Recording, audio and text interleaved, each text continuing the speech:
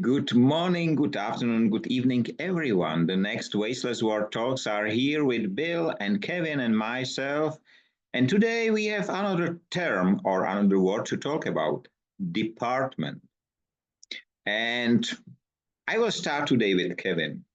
Kevin, if you close your eyes, what came first to your mind if you hear the term department?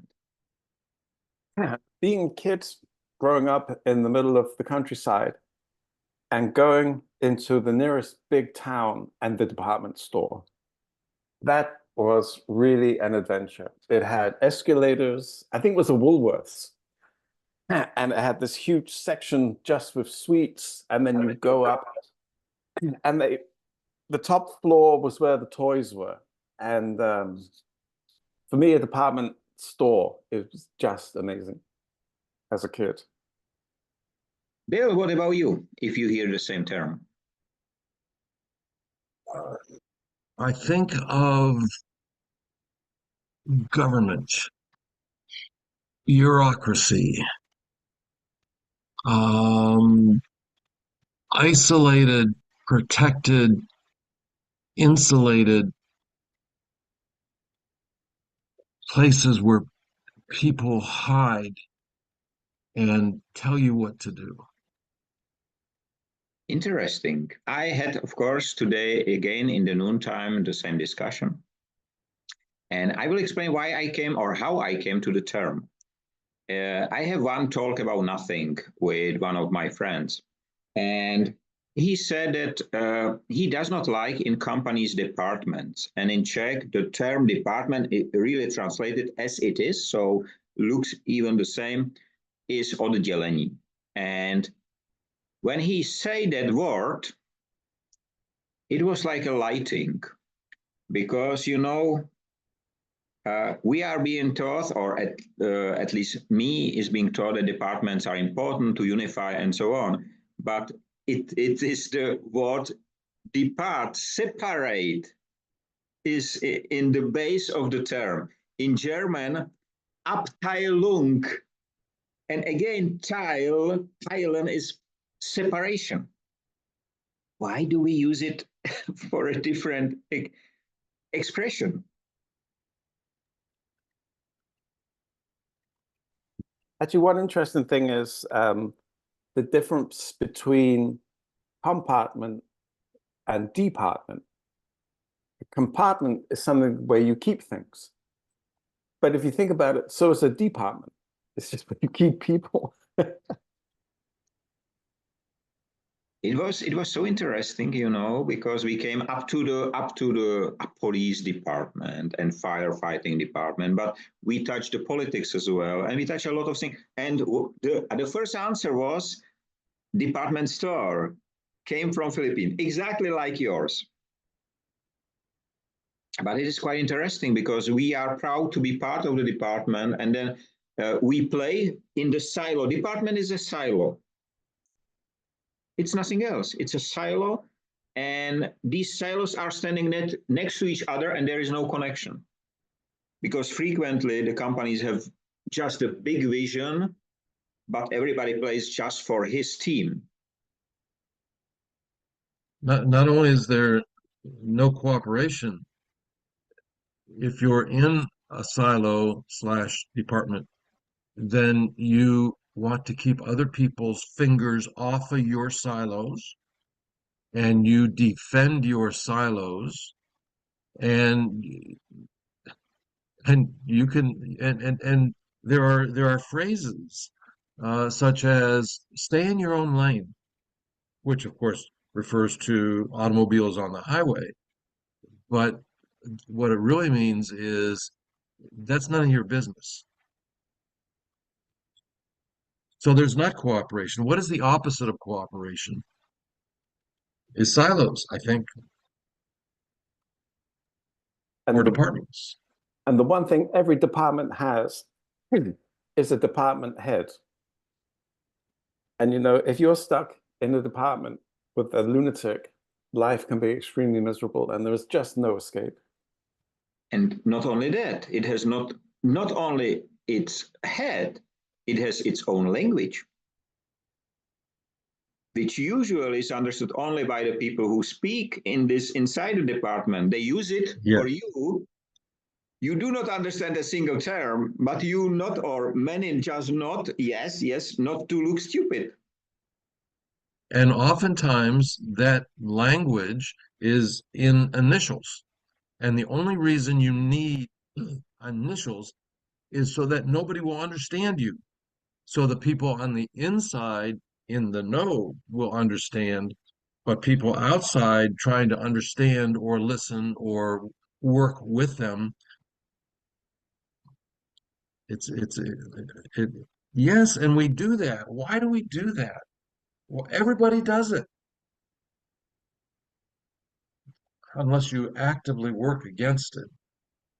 I worked with I am working with um, a community health center in the nearby town.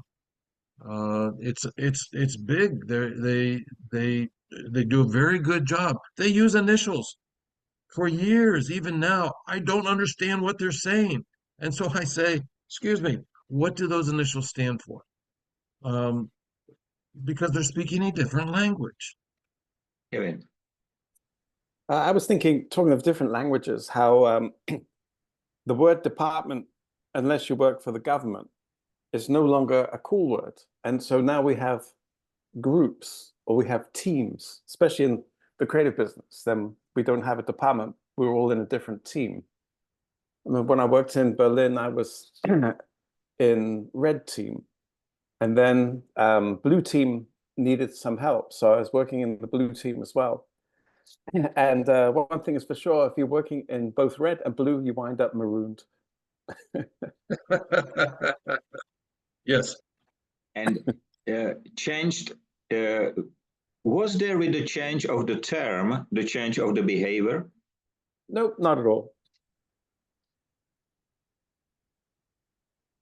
It's so crazy. You know, as kids, we love the departments. We do not have, we have one or two in Prague when I was a kid.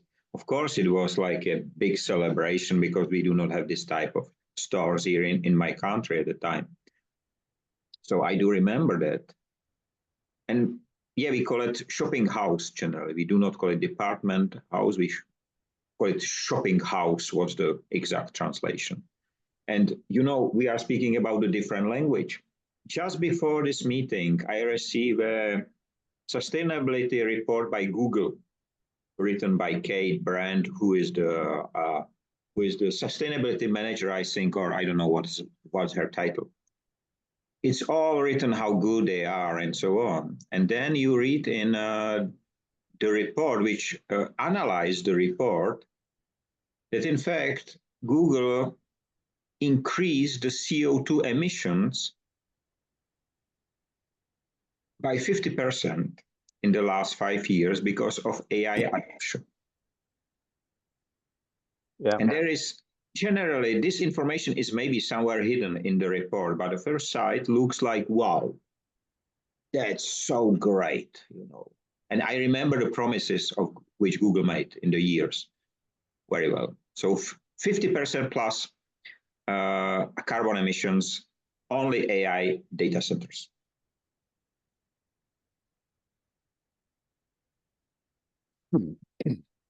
Well, that goes along with the word sustainability, doesn't it?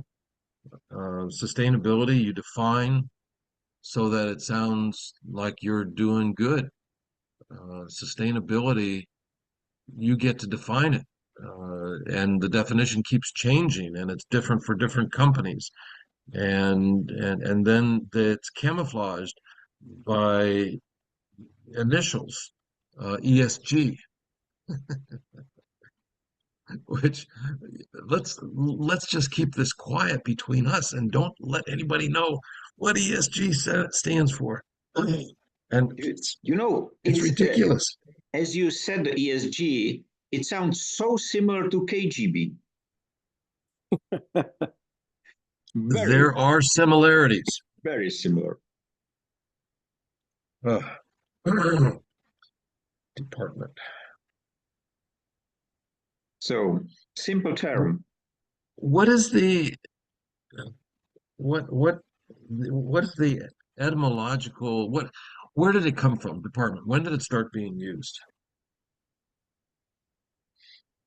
Is it an old word?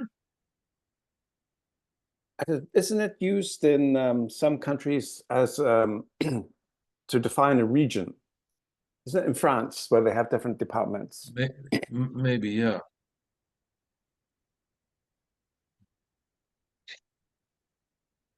So Where does the word department come from? Okay, I'm going to the boss, okay? It's late Middle English from Old French, from départir, to depart. The original sense was a division or a distribution, later a separation, hence a separate part, mid-18th century. Okay, it right, that's just what you were saying, Kevin. It's a separation. and we But as human separate. beings, I'm sorry, Michael. Go on. No, start. You should. I was going to say, as human beings, we're really good at separating. You think we've departmentalized the whole planet, so each country is a department in the biggest scale of things, and then we can go all the way down. If you have a group of two people, you wind up with two departments. It's That's true. What would happen, Kevin, if you could just wave your magic wand and make all borders disappear? What would happen? a lot of people would start moving. I think that I would really like to see that the world was just one nation. We were the nation of mankind. In an ideal world, I think that would be in a way, the perfect solution. But we would have to sort out everything before we did that, and that we're never going to do. You know, as humans, we're very tribal, so we if we took away all borders, we would put them back up again within 10 minutes. Why do you say that we are tribal?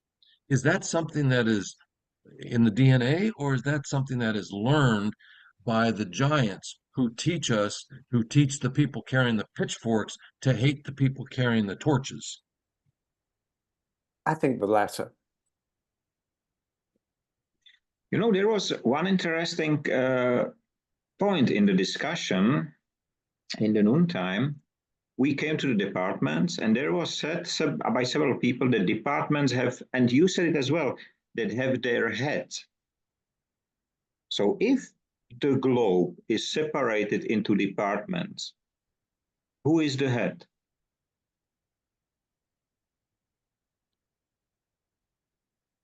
Because there should be a head. So go back to the very early Catholic Church in the 1st century or the 2nd century. From each according to his ability, to each according to his need. No head. Someone may argue with me. And how about Karl Marx, right? The same philosophy that the Communist Party was only a caretaker until they reached perfect communism. Now, I don't mean to be quoting this to you because you grew up with it, and I don't know if I got that one right. Everybody living in peace. Everybody don't need a head, don't need a department. We all just take care of what we need to take care of, and we take care of other people. Isn't that the theory? First of all, everybody should be equal. And that's the... You use the word should there again. That was written in the, I think, I do not remember so well, but I think it was even written in this way in the communist, whatever, what we have learned in the school at the time. It's a long time ago. Or it is written everybody is equal. I am not sure. I am not sure, to be honest.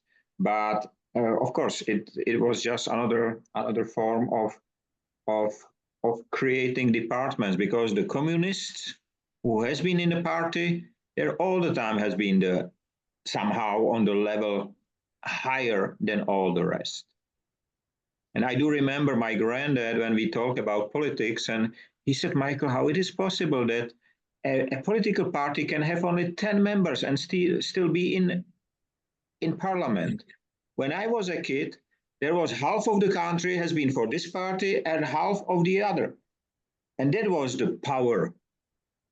Then came the communists, of course, after the war and so on. But he said it was never in such a scale like it is today. And we really have a parties in elections which has no more than 10 members. I always thought that Soviet Russia was a meritocracy. You would like to think at least they got that right. But my wife, when she grew up, she went to school number 31, something like that. And that was the school where only children of doctors and military officers went.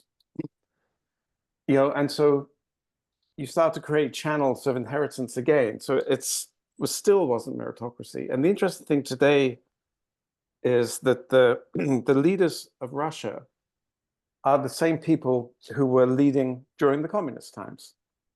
They're still controlling the power. They've still got all the status and all the wealth, just operating in a different system, but still the same people.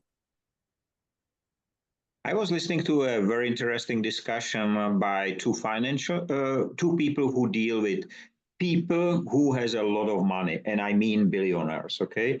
And they spoke about a big meeting of this group of people, of this type of people, and there has been somebody who has this royal blood generally. So not only one or two generations, but really 50 generations back in time.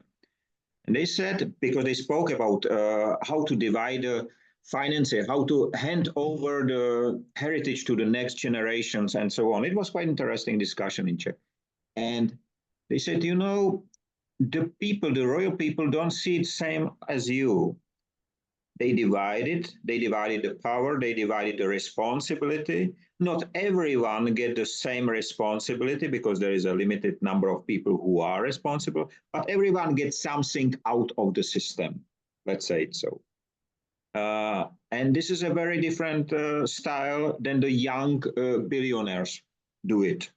I just read last week, I think that Mark Zuckerberg and some of the others, that they said that their kids will receive nothing from them, no money.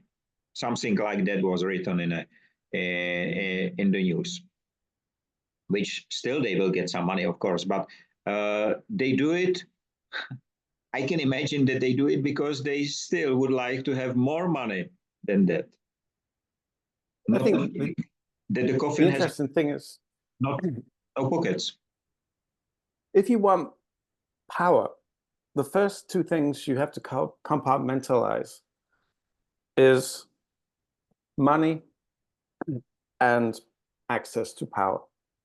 And they're put in compartments that are so close that we can't get near them, ordinary people. We're not ever going to be invited into those particular departments.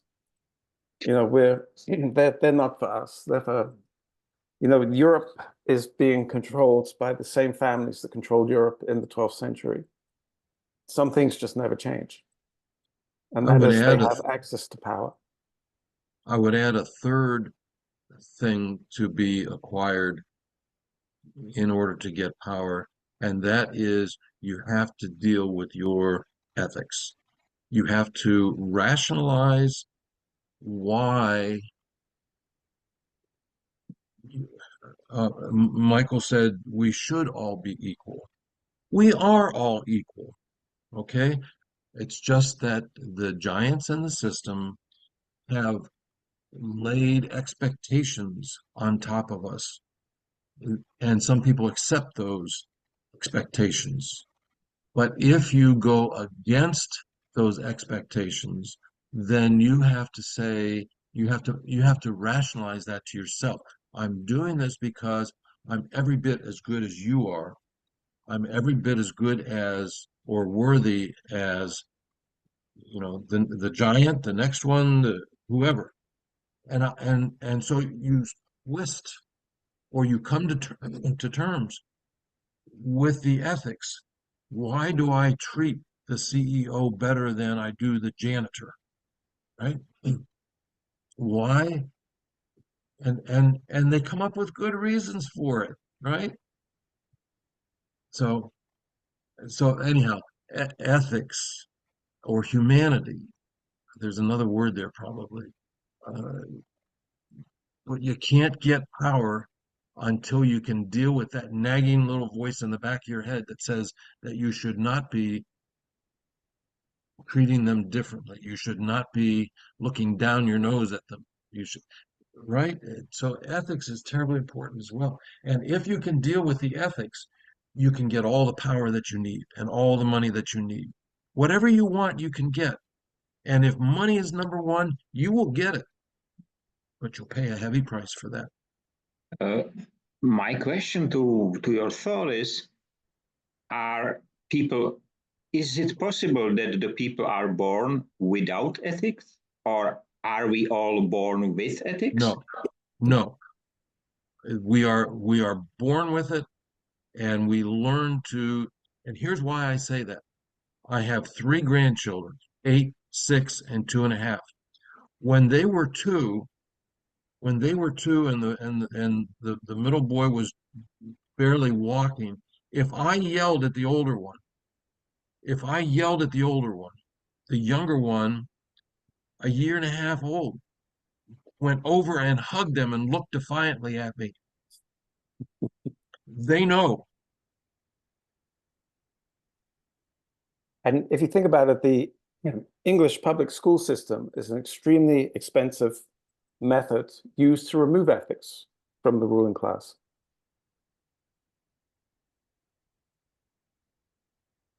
Explain. Have you ever seen Boris Johnson?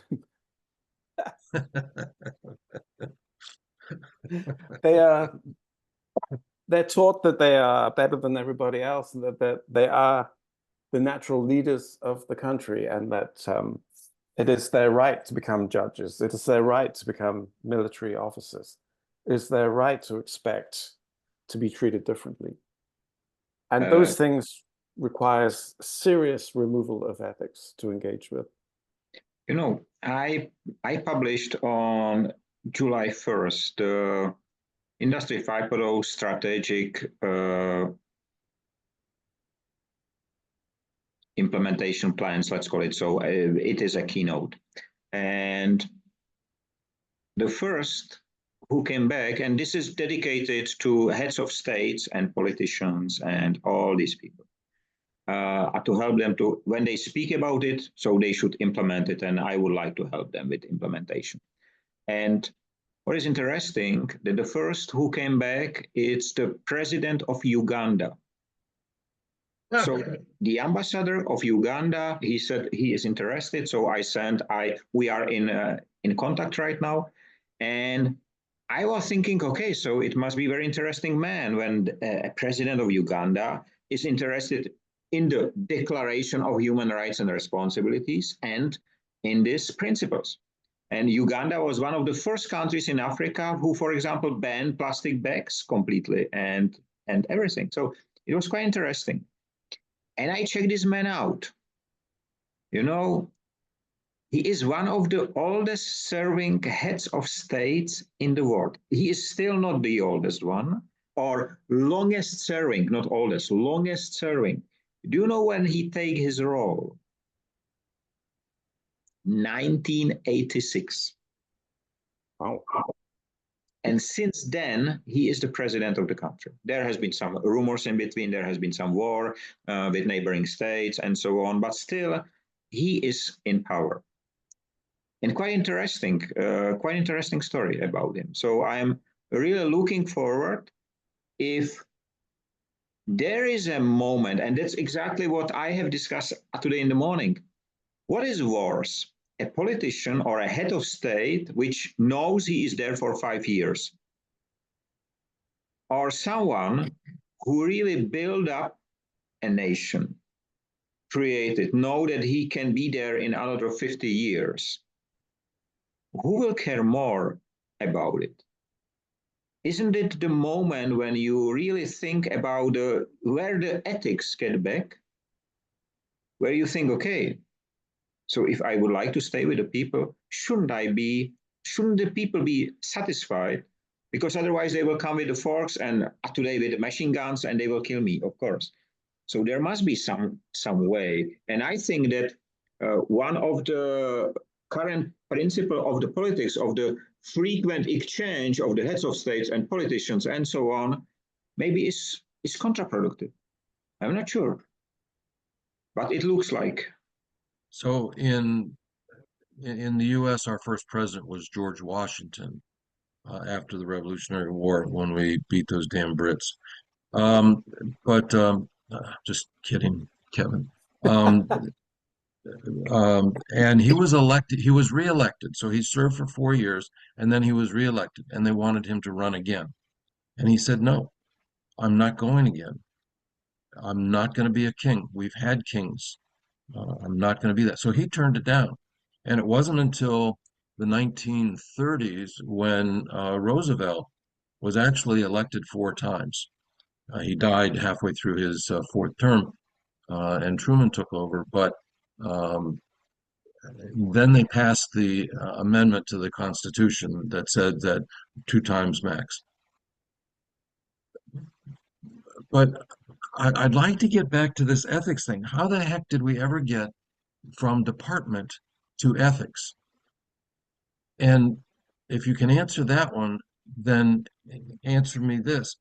Is the lack of ethics the 6th source of waste or the 6th type of waste? Because if you don't have ethics, you're doing things like wars, accumulating money to the detriment of people who are starving. Is the lack of ethics the 6th type of waste? It's a really good question.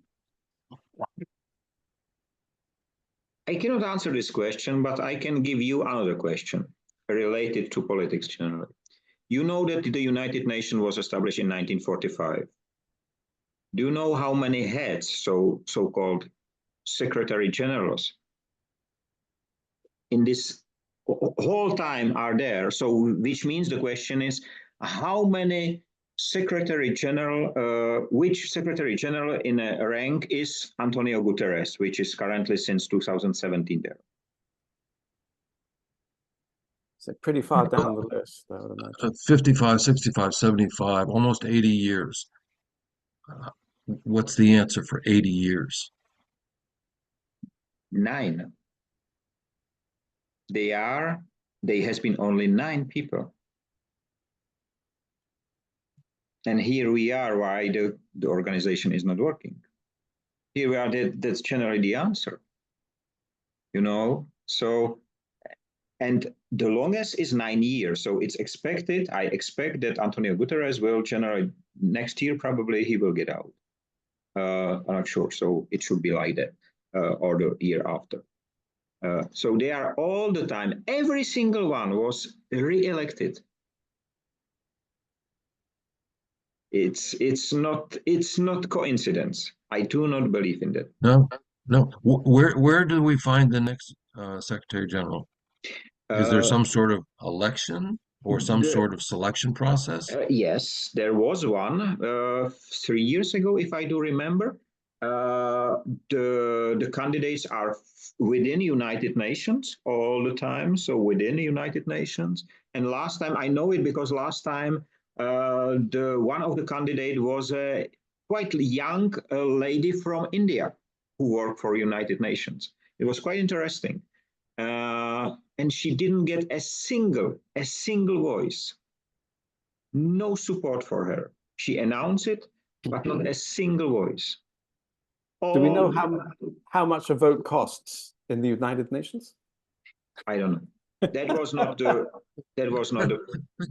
topic. Interesting question. But when it is within the organization, I'm sure it's free. Just the billions which are paid to United Nations are spent, but it's not for the election, for sure. No, no money would go into anybody's pockets. Yeah. Yeah, we can all be sure of that. So, but I think it's interesting. You can see with after the debate last week in the US that politicians should have a sell-by date on them. And, you know, it's the other thing, if like this guy, he's been the president of Uganda since 1986. But during that period, his opinions must change quite a bit as you go from middle age to old age. And same with, I think Joe Biden first entered politics in 1987.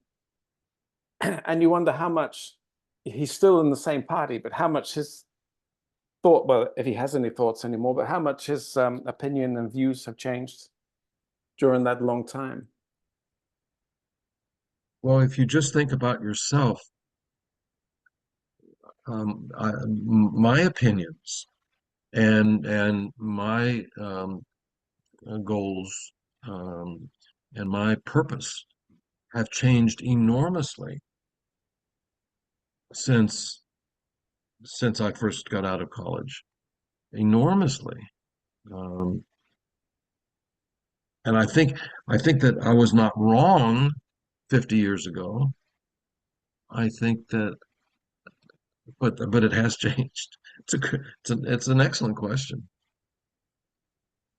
And the question is, when I see right now that 5 years are too short, maybe 50 years or 40 years are too long, 10 years still are like the 5. So what will be the right time for those? I like your I will call it expire date. I think maybe the other way to do it is that after serving 2 terms, then you must leave for 2 terms and do a real job, and then you can come back again. So that instead of politics, love that. I love that. Get out into the real world. Yeah. There is one strategy in Japanese companies. I don't know if the others do it as well, but you make as an employee, you make a circle within the company. So you are in accounting, then you are in production, and so on. You grow up in some way. There are limits and so on. But you know, it will be quite interesting if today's politicians switch their life for 1 month. It's enough with ordinary people on the street. Once I proposed, even there was such a turbulent times in my country where the politician switch at least in some ministries every single month generally. So I proposed that there will be a 1-day politician rule. Every single citizen can be and get a share of the politician salary and everything for 1 day. It was an article written as a joke, but as we are speaking right now, you know, to be in the real world will be quite interesting. You know, all this, if we come back to the sustainability experts and how they speak about the sustainability, and AI is great and is helping us, and at the end, with a small print, is helping us, but maybe it will kill us, but it's just in a small print. So will be interesting. And I think it's workable. Why not? So I am for it.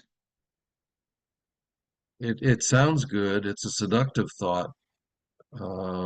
Define real, as in real world. Is it in a poor country where you can't feed yourself and don't have? Is that the real world? Is it in a big city? Is that the real world?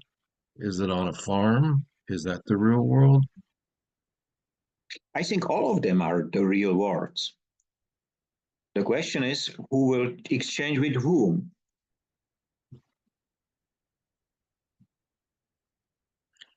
I think that's a great idea. I think everybody would benefit from that.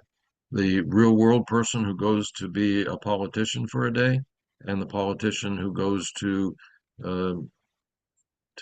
work in a real office for a day. That's interesting. Kevin, you have No, I was going to say that lawyers should be excluded from the. Because they don't live in a real world? No, exactly. So and so you can't be a politician and then work as a lawyer. You have to work as a teacher or something meaningful, and no lawyers should be allowed the other way. On the other hand, there is a jury in the US. Every citizen can be called to a court to be in this, how it's, I don't know how are the names. Is it something similar that you become for specific time a person who is really in a skin of a decision maker?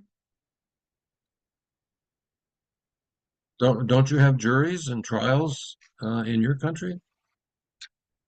I don't know, something similar, but it's not a common thing, so I don't know Yeah. anything about it. I've actually been called to jury duty 7 or 8 times. And they'll if they need 9 people or 11 people, they will call 30 people. And I don't know why. I suspect my last name begins with an M. So they either start with the A's or they start with the Z's, but I've never actually sat on a jury, but I have been called 7 or 8 times. I know just the 13 Angry Men and One Woman or something like that. So this is where it came to me. So it was a fascinating movie, to be honest. Yeah, so they do have decision-making powers in that, maybe for the first time in their lives. Interesting. In fact, if you expand on that a little bit and say that everybody in every job will have a different job next Tuesday, just for the day, and then you put all of you can let AI mix them up, and Michael Rada is a truck driver. Kevin MacKenzie, and then whatever pops up, is, and then for one day you go and do that. I think it would be chaos. Maybe exactly chaos is needed. So, just to tell you, 2 minutes to go.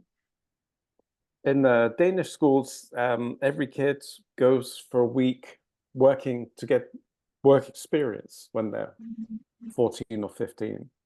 And our oldest kid, we pulled a lot of strings, and he went to work for the TV company and thought it was really boring. The next one, he went to a bookbinder's, had a fantastic time, came home with all these beautiful books that he'd made. Isn't that interesting? Yeah. I think it will be very interesting, because many of us, I see it in these talks about nothing, even in our talks. There are so many aspects of life, so many different levels, which why not to try? But we cannot because we are pushing in our role and so on. So it will be interesting, and I will be happy if the listeners tell us what they think. And I would like to thank you, Bill and Kevin, for next great talks. And I have to wish you have a nice time, free of waste and wasting in all its forms. Stay safe, be free, be human, and don't depart yourself, but be part of the big everything, which is nothing as well. And don't trust in the construct named time, because it's pushing us in the right direction. See you next week. Bye-bye. Bye-bye.